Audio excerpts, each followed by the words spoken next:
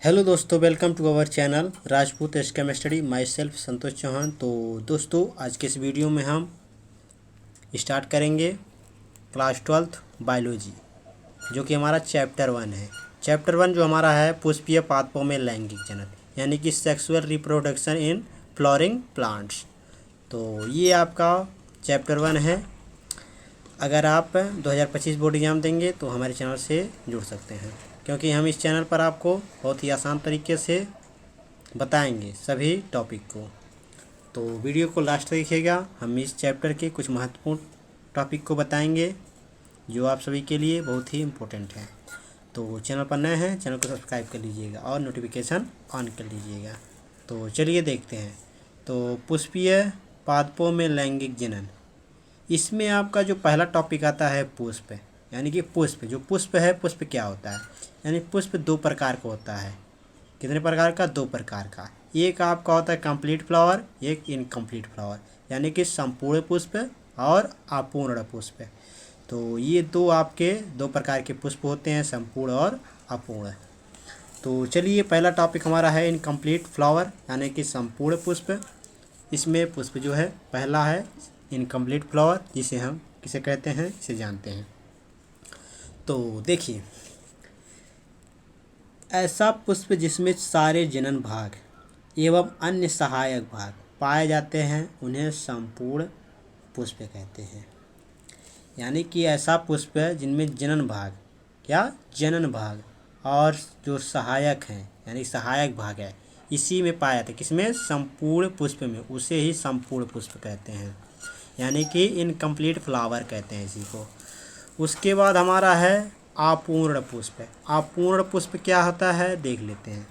ऐसा पुष्प जिसमें सारे भाग नहीं पाए जाते हों, यानी कि इसमें सारे भाग नहीं पाया जाता, इसमें केवल नर अथवा स्त्री जनन पाए जाते हैं। तो यही हमारा अपूर्ण, यानी कि इनकम्प्लीट फ्लावर इसे कहते हैं। तो ये हमारा संपूर्ण पुष्प और अपूर्ण पुष्प। अब आगे हम देखेंगे पुष्प की संरचना। तो पुष्प की संरचना में हम थोड़ा कुछ टॉपिक देख लेते हैं उसमें, जो कि आप सभी के लिए इम्पोर्टेंट है। इसे जान लीजिए, आप इसे शॉर्ट में थोड़ा जान लीजिए, उसके बाद हम थोड़ा चलेंगे आगे। तो देखिए, पुष्प की संरचना यानी कि स्ट्रक्चर ऑफ फ्लावर। पुष्प की संरचना, स्ट्रक्चर ऑफ फ्लावर क्या होता है देख लेते हैं। पुष्प में दो प्रकार के जनन अंग पाए जाते हैं, एक सहायक जनन अंग, एक प्राथमिक जनन अंग, जिसे हम लैंगिक जनन अंग कहते हैं।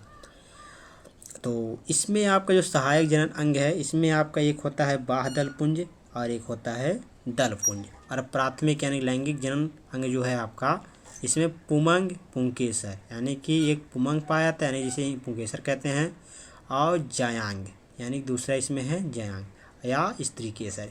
ये चार आपके जो हैं इसके जनन अंग हैं, यानी कि यही आपके चार बहुत ही इम्पोर्टेंट हैं। तो इस चार जनन अंग होते हैं पुष्प के। तो चलिए आगे देखते हैं पुष्प की संरचना। ये तो मैंने आपको संक्षिप्त में बताया, यानी छोटा में बताया। अब चलिए थोड़ा देख लेते हैं बेसिक तरीके से पुष्प की जो आपका डायग्राम है उसके माध्यम से समझेंगे। देखिए, तो ये है पुष्प की संरचना, देख लीजिए। तो देखिए, इसमें आपका जो ये होता है, जो इस तरह लटका रहता है, ये हमारा क्या है? दलपुंज है, यानी कि ये पहला हमारा, यानी कि पहला कक्ष है, ये हमारा पहला कक्ष होता है। उसके बाद इसमें है ये आपका दल होता है। ये क्या है? जो ऊपर वाला है ये वर्तिकाग्र होता है, और ये जो इसके बीच में है, ये जो लाइन है, ये आपका वर्तिका होता है। और ये जो आपका इस तरफ वाला है, ये अंडाशय होता है। क्या? अंडाशय। ये जो आपके तीन भाग हैं, ये किस में पाए जाते हैं? जयांग में, यानी कि स्त्री केसर में, जो कि आपका जो है प्राथमिक दलपुंज में है, यानी प्राथमिक जनन अंग में ये आपके आते हैं। उसके बाद इस तरफ है, देखिए, ये आपका जो है क्या होता है? परागकोश होता है। ये आपका पुतंतु होता है। ये आपके दो भाग क्या हैं? पुंकेसर, यानी कि पुमंग में पाए जाते हैं। और इस तरफ तो आपका अंडाशय हो गया, और इस तरफ जो है ये वाला, ये आपका होता है बीजांड। और ये आपका बाह्यदल पुंज होता है। क्या? ये बाह्यदल, ये हरे रंग का होता है, हरे रंग का, ये आपका बाह्यदल पुंज होता है। और ये बीच वाला आपका पुष्पासन होता है। ये जो आपका है नीचे जो डंठी लगा है ये पुष्प वृंत होता है। तो आशा करता हूँ ये आपको डायग्राम समझ में आ गया होगा, यानी कि चित्र जो है आपका समझ में आ गया होगा। इसे आप बना लीजिएगा। उसके बाद चलिए देखते हैं हम इसकी संरचना, इसे हम किस प्रकार लिखेंगे।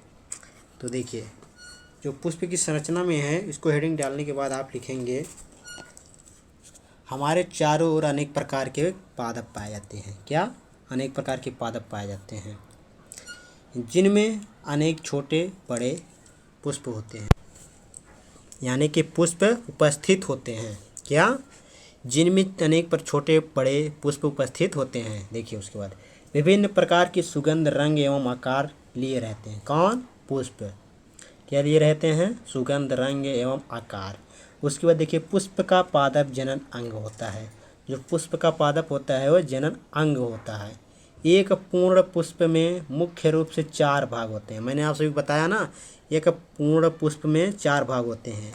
वो 4 भाग कौन से हैं मैंने आपको संक्षिप्त में यानी कि शॉर्ट में बता दिया था वहाँ पर पुष्प की संरचना में, जो कि हमारा है पहला बाह्य दलपुंज, उसके बाद दलपुंज, उसके बाद पुमंग है, उसके बाद हमारा जायांग है। तो इन चारों को हम बारी बारी से इनका डिस्क्रिप्शन यानी कि परिभाषा देखेंगे। तो चलिए देख लेते हैं। तो पहला हमारा जो भाग है, पहला यानी बाह्य दलपुंज, जिसे हम कैलिक्स कहते हैं। देखिए ये क्या है, यह पुष्प का सबसे बाहरी और प्रथम चक्र है।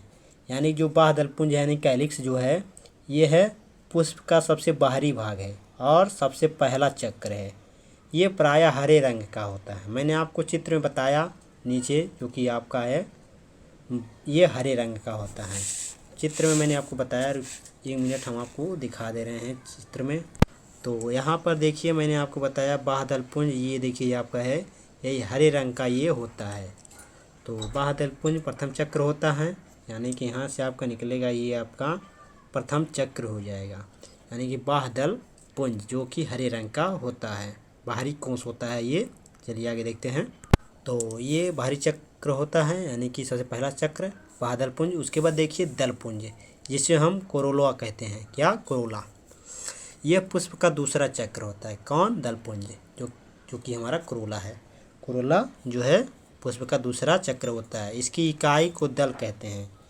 इसकी इकाई को क्या कहते हैं? इसकी इकाई को छोटा, यानी कि जो इकाई है इससे जो जुड़ा है वह से हम दल कहते हैं। ये प्रायः रंगीन होते हैं। कौन? दलपुंज।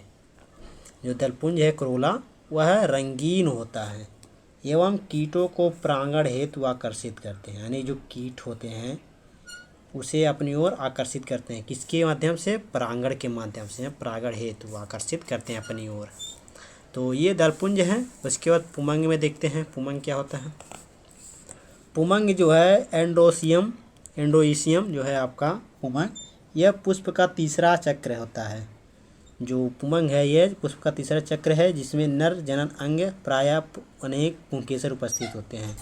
इसमें जो नर जनन अंग हैं प्रायः अनेक पुंकेसर उपस्थित होते हैं। प्रत्येक पुंकेसर एक पुतंतु तथा परागकोश में विभक्त होता है।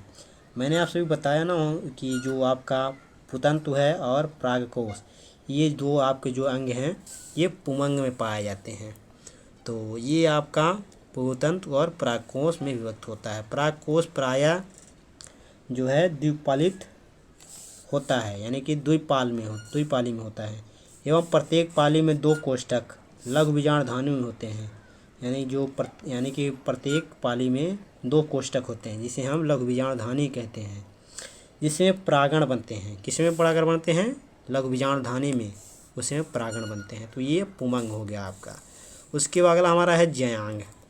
जयांग जिसे हम जाइनोईसियम कहते हैं। जाइनोईसियम क्या होता है देख लेते हैं। यह पुष्प का चौथा चक्र होता है, यानी कि यह पुष्प का चौथा चक्र है, जिसमें मादा जनन अंग प्रायः एक या एक से अधिक स्त्री केसर उपस्थित होते हैं।